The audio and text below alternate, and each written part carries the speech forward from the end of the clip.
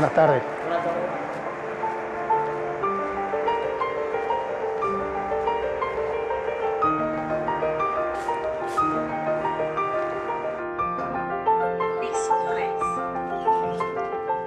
Qué década extraordinaria la de 1930, de cambios profundos, políticos, sociales. Y sí, porque es un cambio de fin de un periodo de la historia económica argentina y política, el comienzo de uno nuevo, y desgraciadamente cuando el país más necesitaba la democracia para resolver los conflictos, se vinieron abajo las instituciones. Y además la caída de las exportaciones de los productos agropecuarios argentinos por la crisis de 1930 va a provocar el crecimiento del sector industrial a través de la sustitución de importaciones.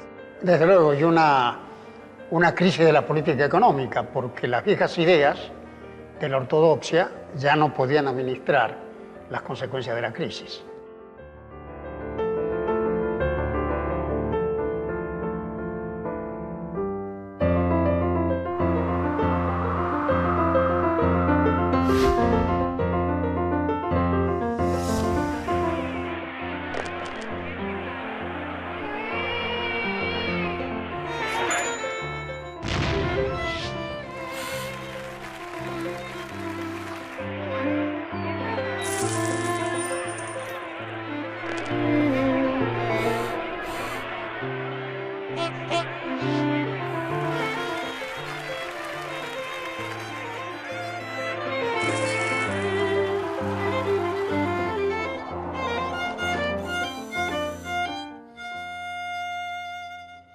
¿Por qué la crisis del 30 tuvo tanta importancia en la historia argentina? ¿Cómo comienza la industrialización sustitutiva de importaciones?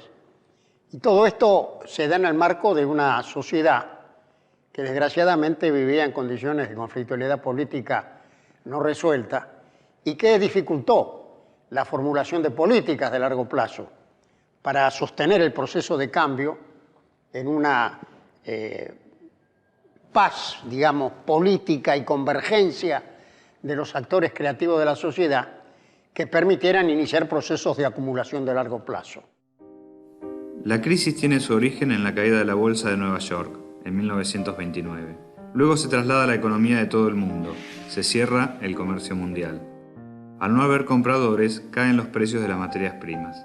La economía argentina era entonces totalmente dependiente del comercio internacional. Su mayor fuente de riqueza era la exportación de productos agropecuarios. Con la crisis, Argentina exporta menos y a menor precio. Por lo tanto, la entrada de divisas al país disminuye significativamente, dejando un saldo negativo en la balanza comercial. Por este motivo se hace imposible también sostener el ritmo de las importaciones, que caen un 30% en la década de 1930. El problema de esto es que, al no tener una industria desarrollada, gran parte de la economía argentina depende de la importación de manufacturas. Pero además, la crisis económica coincide con el derrumbe de las instituciones. El 6 de septiembre de 1930 se produce el primer golpe de Estado.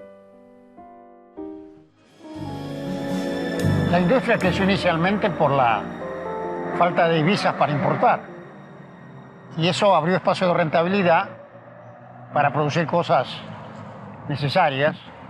Y ese fue el primer paso, digamos, de la industrialización sustitutiva de importaciones, después de la crisis del 30. Pero no constituía todavía un objetivo de las políticas públicas. La industrialización no se había incorporado como un objetivo del Estado Nacional. Eso aparece con Perón en el 46. Y en realidad las previsiones en el contexto de la guerra eran bastante negativas respecto a lo que iba a suceder allí. Finalmente no le fue tan mal a la economía argentina en esos años, entre 1939 y 45. El crecimiento fue más bien moderado, del orden del 3,6% anual, pero sí creció más el sector industrial, ¿no? Aunque algunas actividades o ramas sufrieron el desabastecimiento de insumos. Claro, llena de capital, hubo un proceso de descapitalización, incluso en la infraestructura, sistema ferroviario. Fue un periodo de aislamiento, de compras de cosas que el país todavía no producía y que eran esenciales. John Maynard Keynes, economista inglés, considerado uno de los más importantes del siglo XX. La teoría keynesiana surgió como respuesta a la Gran Depresión de los años 30, proponiendo una política donde el gobierno interviene en la economía en momentos de recesión, aumentando el gasto público y estimulando la demanda, aunque ello implique un incremento del déficit fiscal. Las teorías de Keynes pronto se aplicaron en muchos países del mundo. Argentina no fue la excepción. Un ejemplo de estas medidas son las juntas reguladoras de granos, de carne, de algodón, de yerba mate, creadas entre 1932 y 1934 por el gobierno de Agustín Pedro Justo. Las juntas tenían facultades para fijar precios, controlar la elaboración y la comercialización en cada una de esas áreas. De esta manera el Estado controlaba o promovía distintos sectores de la producción. Mediante los controles de cambio, el gobierno de Justo monopoliza la compra y venta de oro y divisas extranjeras. Debido a la gran escasez de divisas que había para pagar la deuda e importar los bienes de primera necesidad, era necesario administrar muy estrictamente las divisas disponibles e impedir la especulación.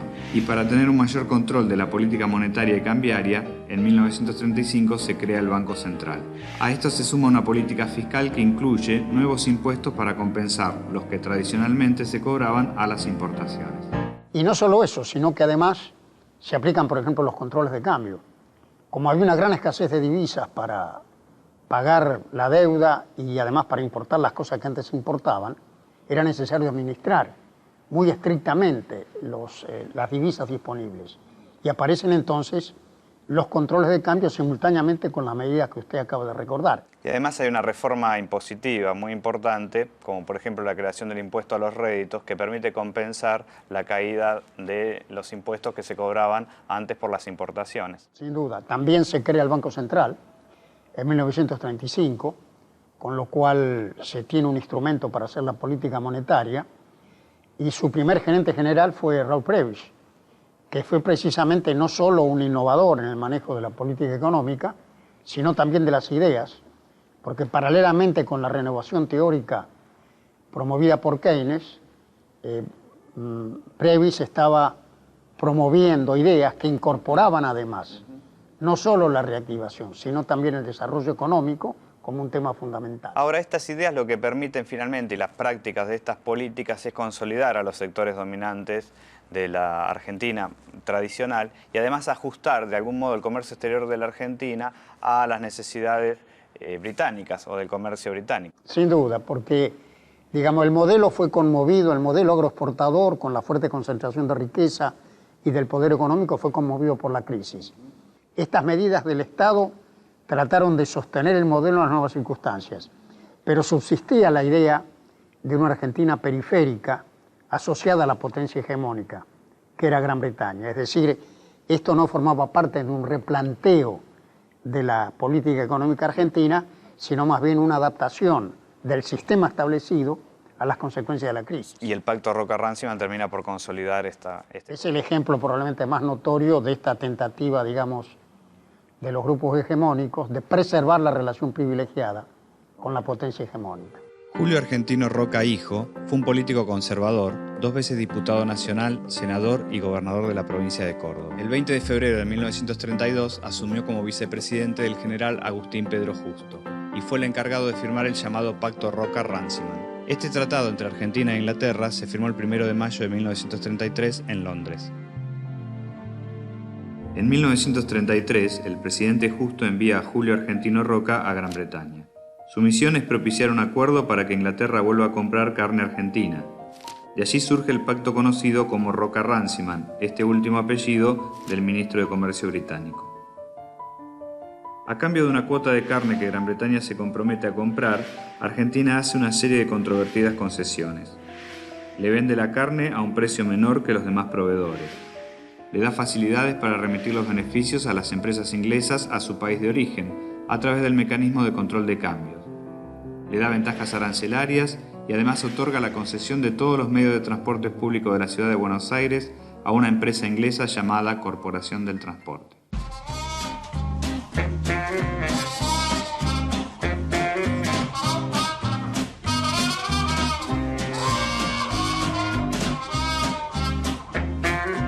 $1.600. Te pusiste 1.500. Ah, disculpe.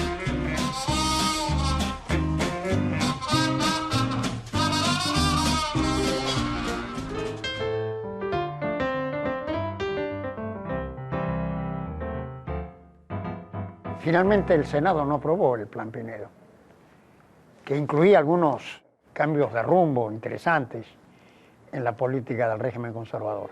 En 1940, Federico Pinedo, tras haber sido designado ministro de Hacienda del presidente Ramón Castillo, propuso un plan de reactivación económica como salida a las dificultades que generaba la guerra mundial a la economía local. El plan tenía un triple objetivo. Por un lado, insistir en la compra de cosechas por parte del Estado para sostener el precio de las mismas.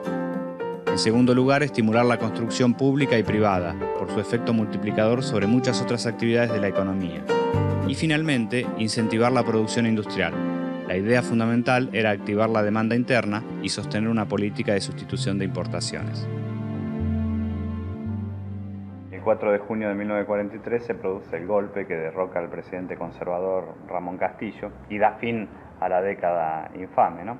En ese golpe, en el grupo de oficiales unidos, participa Juan Domingo Perón como coronel. El gobierno militar que se instala después del golpe de Estado, en el marco de la emergencia de la guerra, comienza a adoptar una serie de medidas que después profundizaría el general Perón cuando llega al poder.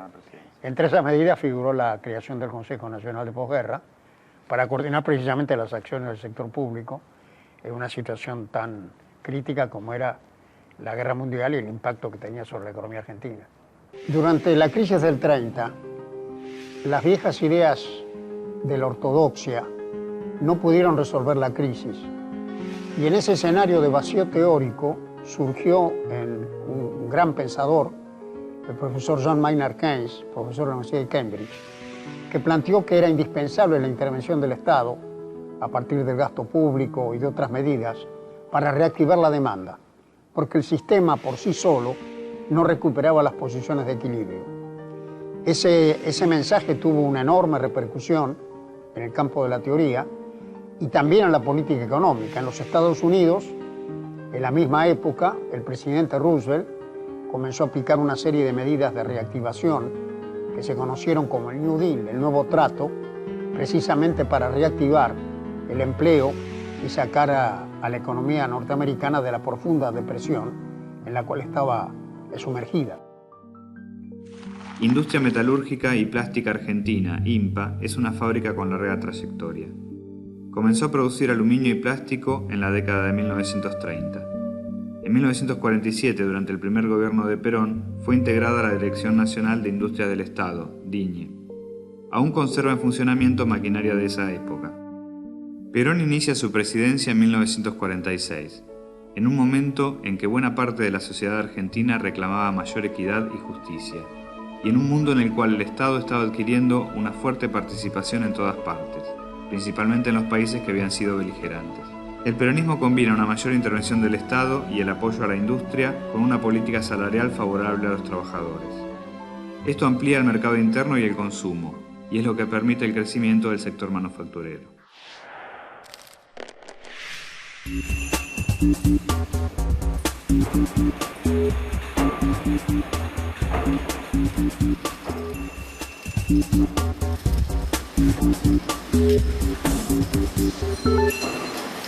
En 1962, IMPA se convirtió en una de las primeras cooperativas del país. Raúl, director de IMPA, ingresó a la fábrica en el año 1981, cuando aún estaba en todo su esplendor. Hola. Buenos ¿Qué días. tal? Marcelo. Oh, ¿qué tal? ¿Cómo le va? ¿Cómo está? Todo bien, gracias. ¿Quiere venir a ver la fábrica? Me encantaría. Bueno, adelante, señor. Bueno, gracias.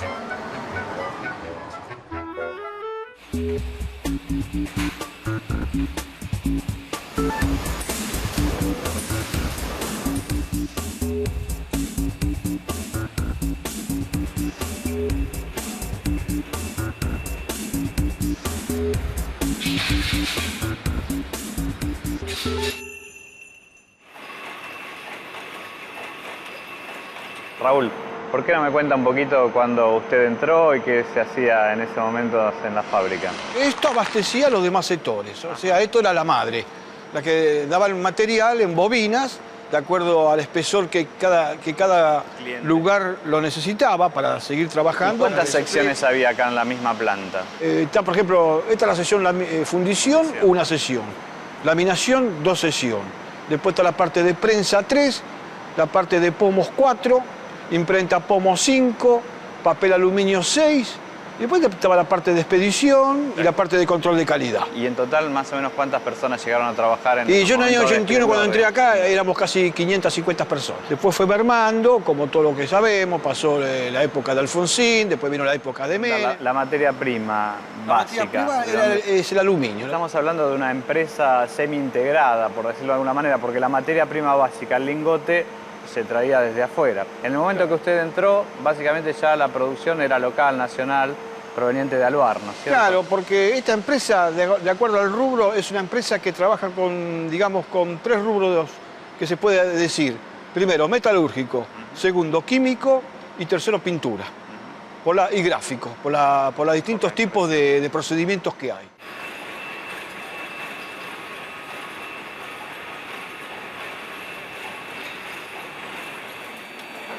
¿Es cooperativa desde cuándo? Del año 62. Es una de las primeras cooperativas Una de las industriales primeras, la Argentina, claro, ¿no? claro. Al principio estábamos afiliados a la UOM, después nos defendíamos solos, no había problemas acá porque todo, es como el dicho, ¿no? Todos tiran para uno. Esta empresa había pertenecido anteriormente a la Dirección Nacional de Industrias del Estado, a la DINIE. Claro, DINIE, desde claro. la época del peronismo. Claro, de acá salieron componentes para los aviones Pulqui. Todos los componentes se laminaban acá. Del mismo aluminio salían las alas. Del mismo Pulqui las alas salieron de acá. El cuerpo, el fuselaje, todo eso salió todo de acá. Menos el motor. Perón ha dicho, ya fabricamos hasta el último tornillo del avión. Construcción del Pulqui, la más extraordinaria expresión de la aeronáutica justicialista. Ahora a su prueba consagratoria.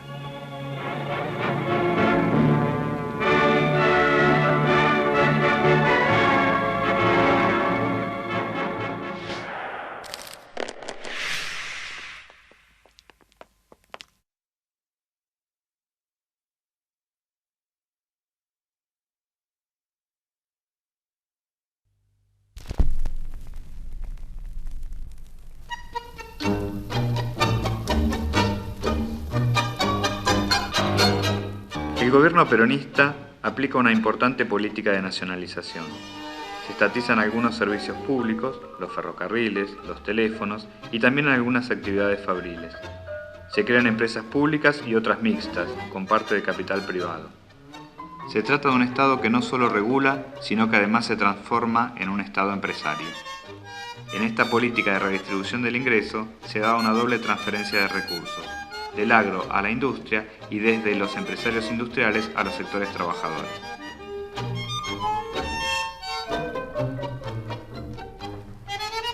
Hola Aldo, ¿qué tal?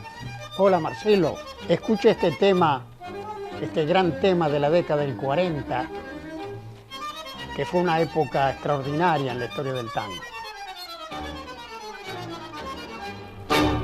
Con el peronismo se producen ciertas transformaciones de la estructura productiva argentina, el empleo y la distribución del ingreso. Se trata de un cambio social significativo.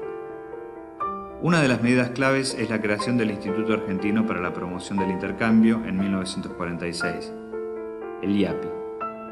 Esta institución tiene el derecho exclusivo de manejar la casi totalidad de las exportaciones e importaciones del país.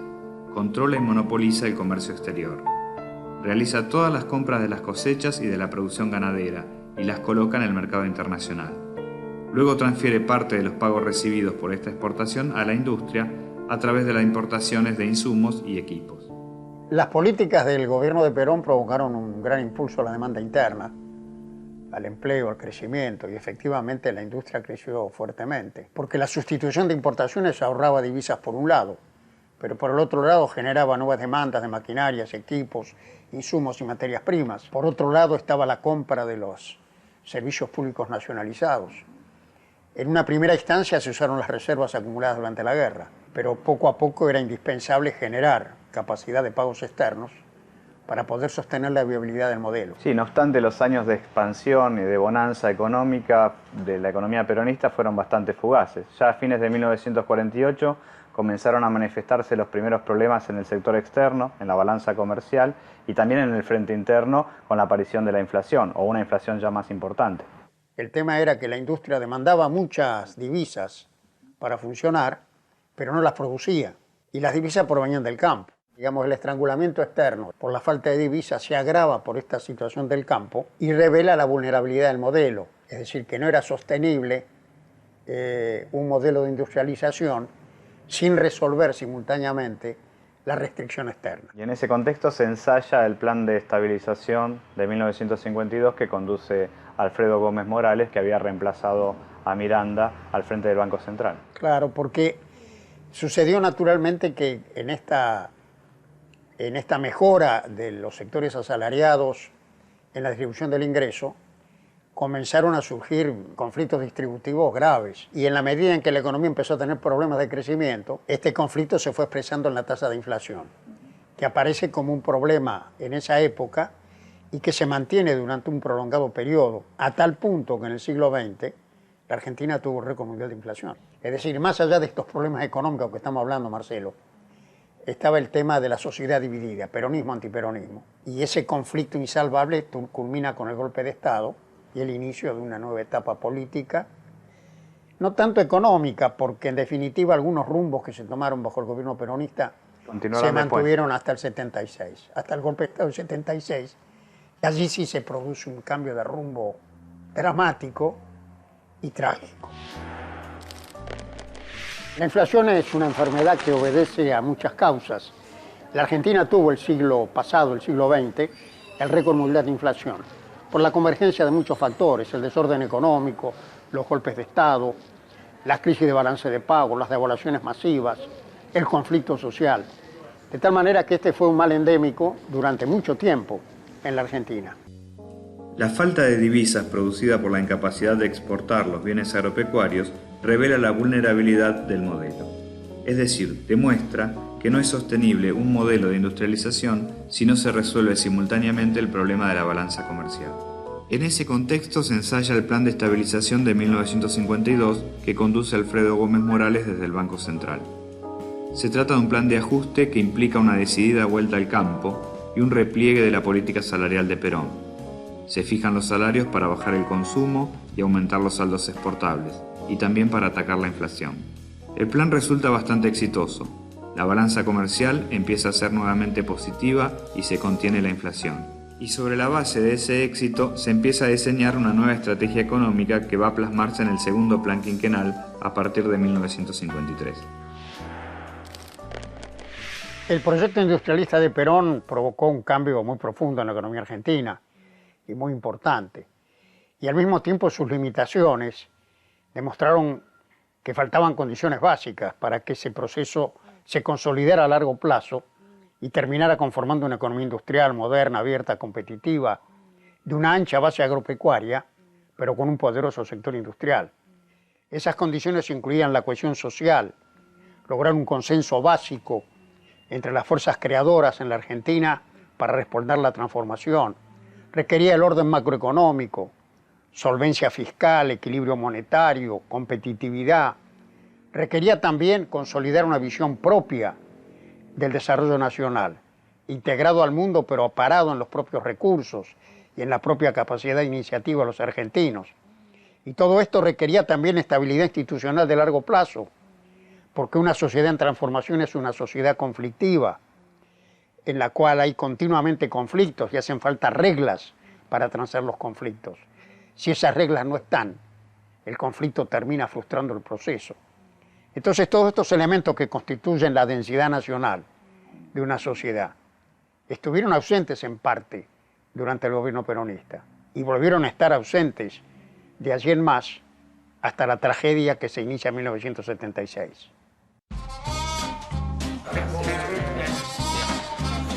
Abanico y arriba la mesa. Abanico ellos y arriba la mesa. Y ahí yo, tú. Bien. Vamos.